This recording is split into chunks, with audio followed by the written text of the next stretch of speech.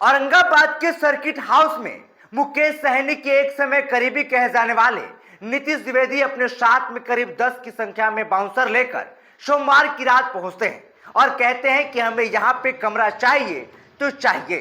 जब कहा जाता है कि कमरा तो अवेलेबल नहीं है तो जबरन धमकाया जाता है, कहा जाता है कि कमरा जो है वो देना ही पड़ेगा।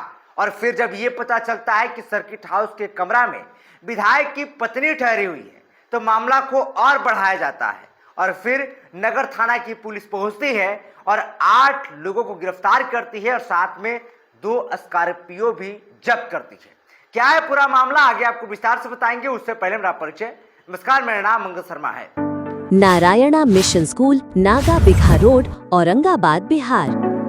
देखिए, मुकेश सहनी के एक समय करीबी कहे जाने वाले नीतीश द्विवेदी अब अपना संगठन खुद बनाते हैं जिसका नाम देते हैं नौजवानों की आवाज। नीतीश द्विवेदी कहते हैं कि पूरा बिहार हम भ्रमण करेंगे, नौजवानों की आवाज बनेंगे। लगातार सोशल मीडिया पे वीडियो भी पोस्ट करते हैं, दिखाते भी है कि हम एक्टिव नजर आ रहे हैं। लेकिन होता तब मामला यह है जब वो औरंगाबाद के सर्किट हाउस पहुंचते हैं। नीतीश द्विवेदी अपने साथ में अन्य 10 लोगों को लेकर पहुंचते हैं और पहुंचने के बाद कहते हैं कि हमें यहाँ पे कमरा चाहिए।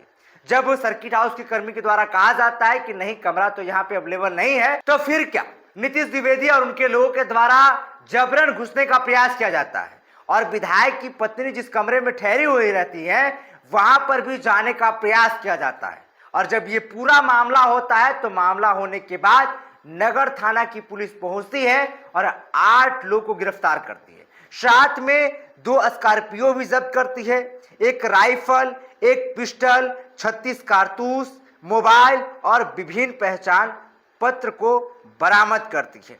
अब देखिए, सवाल यह है कि यही नीतीश द्विवेदी है जो दावा करते हैं कि पूरे बिहार में हम भ्रमण करेंगे, लेकिन होता क्या है, वो जाकर सर्किट हाउस में धमकाने लगते हैं, रौब दिखाने लगते हैं कि हम जो है वो पूर्व मंत्री के रिश्तेदार हैं। लेकिन एक बात है, नीतीश द्विवेदी एक गाड़ी लेकर फरार हो जाते हैं जिसमें 4 लोग सवार रहते हैं, जिसमें एक नीतीश द्विवेदी स्वयं रहते हैं। और अब इस पूरे मामले में पुलिस ने जो 8 लोगों को गिरफ्तार किया है उसे न्यायिक हिरासत में भेज दिया है। अब देखिए, इस पूरे मामले को लेकर नगर थाना अध्यक्ष बबन बैठा ने बताया कि सर्किट हाउस के कर्मी टुनटुन कुमार के लिखित आवेदन के आधार पर सभी आरोपियों के खिलाफ प्राथमिकी दर्ज की गई है। आवश्यक कानूनी कार्रवाई पूरी करने के बाद सभी को मंगलवार की शाम न्यायिक हिरासत में अभिरक्षा कोर्ट में प्रस्तुत किया गया, जहां से उन्हें जेल भेज दिया गया है। अब देखिए, सवाल ये खड़ा हो रहा है कि आखिर नीतीश द्विवेदी को क्या जरूरत था कि सर्किट हाउस में जाकर इतना हंगामा करें? क्या जरूरत था कि बाउंसर लोग ये रौब दिखाएं कि हम कहीं पर भी जा सकते हैं, कहीं पर भी रह सकते हैं, ये हमारा अधिकार है। और अधिकारी सिर्फ नहीं, जबरन विधायक की पत्नी जिस कमरे में रहती है वहां पर जाने का प्रयास किया जाता है और मामला समझिए कि जानबूझकर बढ़ाने का प्रयास किया जाता है। लेकिन सर्किट हाउस के कर्मी सूझबूझ से काम लेते हैं और सीधा नगर थाना को जानकारी दे देते हैं। अभी ये पूरा मामला चर्चा में है। ये मामला सोमवार की रात को ये पूरा मामला होता है और अब जो है वो नीतीश द्विवेदी पे सवाल खड़ा होने लगा है कि आप कहने को तो युवाओं की बात उठा रहे हैं, लेकिन आपको पता ही नहीं है कि कहां पे जाकर किस तरीके से बिहेव रखना है अपना।